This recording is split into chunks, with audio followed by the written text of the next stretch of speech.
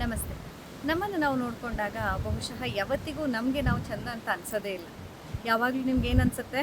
ಅಯ್ಯೋ ನಾನು ಸ್ವಲ್ಪ ದಪ್ಪ ಇದ್ದೀನಿ, ಅಯ್ಯೋ ನಾನು ಸ್ವಲ್ಪ ತೆಳ್ಳಗಿದ್ದೀನಿ, ಅಯ್ಯೋ ನಾನು ಡುಮ್ಮಿ, ಈ ಥರದ ಯೋಚನೆ ನಿಮ್ಗೆ ಯಾವಾಗಲೂ ಬರ್ತಾ ಇದ್ದಿರ್ಬೋದು.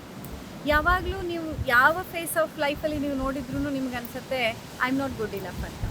ಆದರೆ ನಿಜವಾಗಿ ಮೆಡಿಕಲಿ ಹೇಳೋದಾದರೆ ಈ ದಪ್ಪ ಅಂದರೆ ಏನು, ದುಮ್ಮಗಾಗೋದು ಅಂದರೆ ಏನು, ಒಬೇಸಿಟಿ ಅಂದರೆ ಏನು, ಓವರ್ ವೇಟ್ ಏನು ಅಂದರೆ ಇದ್ರ ಬಗ್ಗೆ ಎಲ್ಲ ತುಂಬ ಎಕ್ಸ್ಕ್ಲೂಸಿವ್ ಆದ ಮಾಹಿತಿಗಳಿದೆ.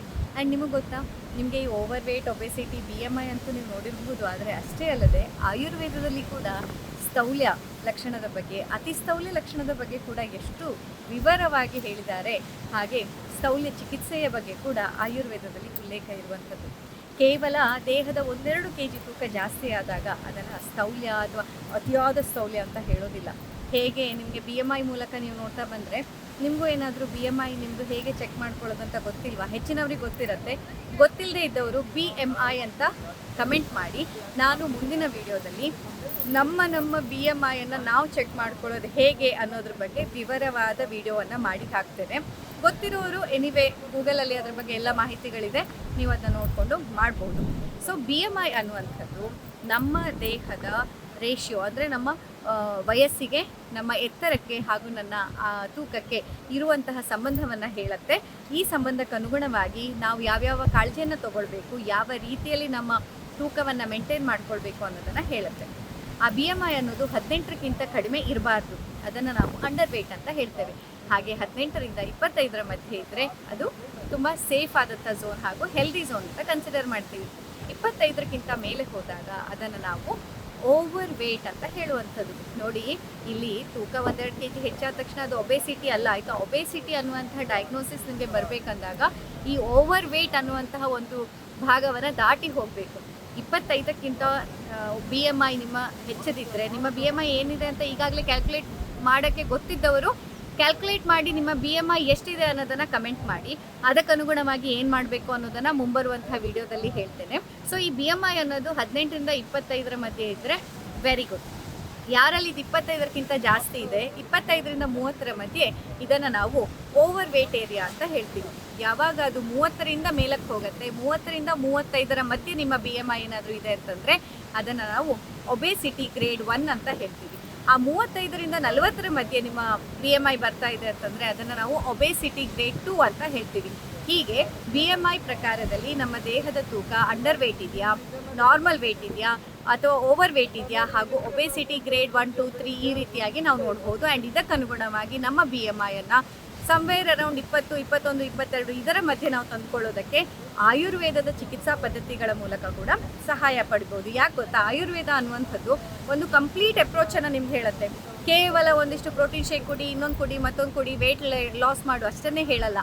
ಆಯುರ್ವೇದ ಅನ್ನೋದು ನಿಮಗೆ ನಿಮ್ಮ ದಿನಚರಿಯನ್ನು ಯಾವ ರೀತಿ ಸರಿ ಮಾಡ್ಕೋಬೇಕು, ಯಾವ ರೀತಿ ಆಹಾರ ಪದ್ಧತಿಯನ್ನು ನೀವು ಇಟ್ಕೋಬೇಕು, ನಿಮ್ಮ ಪ್ರಕೃತಿ ಯಾವುದು, ನಿಮಗೆ ಗೊತ್ತಿಲ್ವಾ ನಿಮ್ಮ ಪ್ರಕೃತಿ ಯಾವುದು ಅಂತ? ಹಾಗಾದರೆ ಈಗಾಗಲೇ ನಾನು ನಿಮ್ಮ ಪ್ರಕೃತಿಯನ್ನು ನೀವೇ ಅಸೆಸ್ ಮಾಡ್ಕೊಳ್ಳೋದು ಹೇಗೆ ಅನ್ನೋದ್ರ ಬಗ್ಗೆ ಒಂದು ದೀರ್ಘವಾದ ವಿಡಿಯೋವನ್ನು ಹಾಕಿದ್ದೇನೆ. ಅದರ ಲಿಂಕನ್ನು ಕೂಡ ನಾನಿಲ್ಲಿ ಡಿಸ್ಕ್ರಿಪ್ಷನ್ ಬಾಕ್ಸಲ್ಲಿ ಹಾಕಿರ್ತೇನೆ. ದಯವಿಟ್ಟು ಒಮ್ಮೆ ಆ ಒಂದು ವಿಡಿಯೋವನ್ನು ನೋಡಿ ನಿಮ್ಮ ಪ್ರಕೃತಿ ಯಾವುದು ಅನ್ನೋದನ್ನು ಇಲ್ಲಿ ಕಮೆಂಟ್ ಮಾಡಿ. ಯಾಕಂದರೆ ನಿಮ್ಮ ಪ್ರಕೃತಿಗೆ ಅನುಗುಣವಾದಂತಹ ಪಥ್ಯ, ಅಪಥ್ಯಗಳು, ಆಮೇಲೆ ಜೀವನ ಶೈಲಿಗಳು, ಆಮೇಲೆ ಚಿಕಿತ್ಸೆಗಳು ಕೂಡ, ಆಯಾ ಪ್ರಕೃತಿಗೆ ಅನುಗುಣವಾದ ಪಂಚಕರ್ಮ ಚಿಕಿತ್ಸೆಗಳು ಆಯುರ್ವೇದದಲ್ಲಿ ಉಲ್ಲೇಖವನ್ನು ನೀಡಿರುವಂಥದ್ದನ್ನು ನಾವು ನೋಡ್ಬೋದು. ಅದಕ್ಕನುಗುಣವಾಗಿ ನೀವು ಪಾಲನೆ ಮಾಡಿದರೆ, ಸೂಕ್ತ ಮಾರ್ಗದರ್ಶನದೊಂದಿಗೆ ನೀವು ಇದನ್ನ ಪ್ರಯತ್ನವನ್ನು ಪಟ್ಟರೆ ತೂಕ ಜಾಸ್ತಿ ಇದ್ದವರು ತೂಕ ಕಮ್ಮಿ ಮಾಡ್ಕೊಳ್ಬೋದು. ಹಾಗೆ ಯಾರು ನಾನು ತುಂಬ ಸಣ್ಣ, ನಾನು ಏನು ಮಾಡಿದ್ರೂ ತೂಕ ಹೆಚ್ಚಾಗಲ್ಲ ಅನ್ನೋರು ತೂಕವನ್ನು ಹೆಚ್ಚಿಸಿಕೊಳ್ಳುವ ಪ್ರಯತ್ನ ಕೂಡ ಮಾಡ್ಬೋದು. ಎರಡಕ್ಕೂ ಆಯುರ್ವೇದದಲ್ಲಿ ಪರಿಹಾರ ಇದೆ. ಹಾಗೆಯೇ ಈ ತೂಕ ಕಮ್ಮಿ ಆಗ್ತಿಲ್ಲ ಅನ್ನೋರಲ್ಲಿ ಹೆಚ್ಚಿನವರಲ್ಲಿ ನೋಡಿ ಆಮದ ತೊಂದರೆ ಇರುತ್ತೆ, ಆಯಿತಾ? ಆಮಕ್ಕೆ ಆಯುರ್ವೇದಕ್ಕಿಂತ ಬೆಸ್ಟ್ ಸೊಲ್ಯೂಷನ್ ಇನ್ಯಾವ ಸೈನ್ಸಲ್ಲಿ ಇದೆ ಅಂತ ನನಗನ್ಸಲ್ಲ.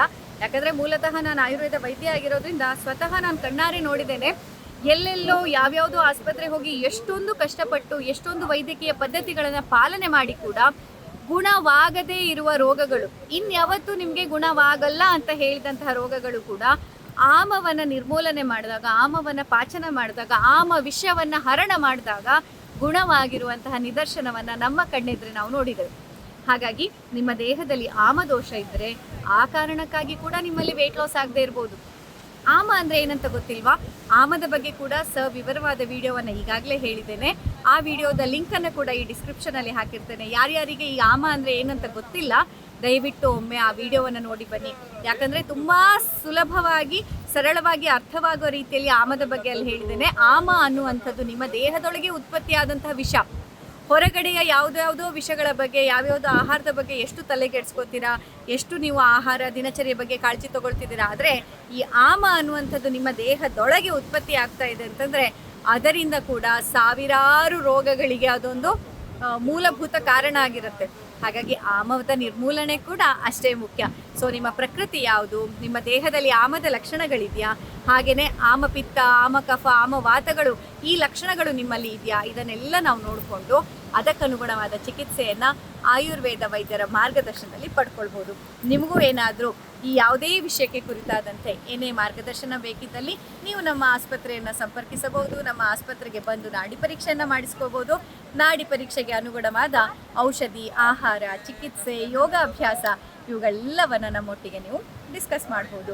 ಮುಂಬರುವಂತಹ ವಿಡಿಯೋದಲ್ಲಿ ಈ ಎಲ್ಲ ವಿಷಯಕ್ಕೆ ಸಂಬಂಧಪಟ್ಟಂತೆ ನಿಮಗೆ ಯಾವ ವಿಡಿಯೋ ಬೇಕು ಅನ್ನೋದನ್ನು ಕಮೆಂಟ್ ಮಾಡಿ. ನಿಮಗೆ BMI ವಿಡಿಯೋ ಬೇಕಾ, ಆಮದ ಬಗ್ಗೆ ಇನ್ನಷ್ಟು ಸವಿವರವಾದ ಸಾಮಪಿತ್ತ, ಸಾಮಕಫ, ಸಾಮವಾತ ಇವುಗಳ ಬಗ್ಗೆ ನಿಮಗೆ ಒಂದು ವಿಡಿಯೋ ಬೇಕಾ, ಅಥವಾ ನಿರಾಮ ಒಂದು ಲಕ್ಷಣ ಅಂದರೆ ಆಮ ಇಲ್ಲದೆ ಇರುವಂತಹ ವ್ಯಕ್ತಿಯ ದೇಹ ಹೇಗಿರುತ್ತೆ ಇದರ ಬಗ್ಗೆ ನಿಮಗೆ ಮಾಹಿತಿಗಳು ಬೇಕಾ, ಯಾವ ಮಾಹಿತಿ ನಿಮಗೆ ಬೇಕು ಅನ್ನೋದನ್ನು ಕಮೆಂಟಲ್ಲಿ ಮಾಡಿ. ಯಾವ ವಿಷಯದ ಬಗ್ಗೆ ಮ್ಯಾಕ್ಸಿಮಮ್ ಕಮೆಂಟ್ ಬರುತ್ತೋ ಅದೇ ವಿಷಯಕ್ಕೆ ಮುಂದಿನ ವಿಡಿಯೋವನ್ನು ನಾನು ಖಂಡಿತ ಮಾಡ್ತೇನೆ ಅನ್ನುವಂಥ ಆಶ್ವಾಸನೆಯನ್ನು ಕೊಡ್ತಾ ಇವತ್ತಿನ ಈ ಒಂದು ವಿಡಿಯೋವನ್ನು ಇಲ್ಲಿಗೆ ಸಂಪನ್ನಗೊಳಿಸ್ತಾ ಇದ್ದೇನೆ. ಇಲ್ಲಿಯ ತನಕ ತಾಳ್ಮೆಯಿಂದ ವೀಕ್ಷಿಸಿದ್ದೀರಾ ಅಂತಂದರೆ ನಿಮಗೆ ಇವತ್ತಿನ ಒಂದು ಮಾಹಿತಿ ಇಷ್ಟ ಆಯಿತು ಅಂತ ಭಾವಿಸ್ತೇನೆ. ದಯವಿಟ್ಟು ನಮ್ಮ ಚಾನಲ್ನ ಸಬ್ಸ್ಕ್ರೈಬ್ ಮಾಡ್ಕೊಳ್ಳಿ. ಪಕ್ಕದಲ್ಲಿ ಕಾಣ್ತಾ ಇರುವಂಥ ಬೆಲ್ ಐಕಾನ್ ಪ್ರೆಸ್ ಮಾಡಿ. ಆಗ ನಾನು ಮುಂದೆ ಹಾಕುವಂತಹ ಎಲ್ಲ ವಿಡಿಯೋಗಳ ನೋಟಿಫಿಕೇಶನ್ ನಿಮಗೆ ಲಭ್ಯ ಇರುತ್ತೆ. ಫೇಸ್ಬುಕ್ ಪೇಜನ್ನು ನೋಡ್ತಾ ಇದ್ದರೆ ದಯವಿಟ್ಟು ನಮ್ಮ ಪೇಜನ್ನು ಫಾಲೋ ಮಾಡ್ಕೊಳ್ಳಿ. ಆಯುರ್ವೇದ ಸಂಬಂಧಿ ವಿಡಿಯೋಗಳು ಮತ್ತೆ ನಾವು ಹಾಕಿದಾಗ ನಿಮಗೆ ಅದರ ಮಾಹಿತಿ ಲಭ್ಯವಾಗುತ್ತೆ. ಇನ್ನಷ್ಟು ಹೆಚ್ಚಿನ ಆಯುರ್ವೇದ ಹಾಗೂ ಆರೋಗ್ಯ ಸಂಬಂಧಿ ವಿಡಿಯೋದೊಂದಿಗೆ ಮತ್ತೆ ನಿಮ್ಮೆದುರು ಬರ್ತೇನೆ. ಅಲ್ಲಿಯ ತನಕ ನಮಸ್ಕಾರ.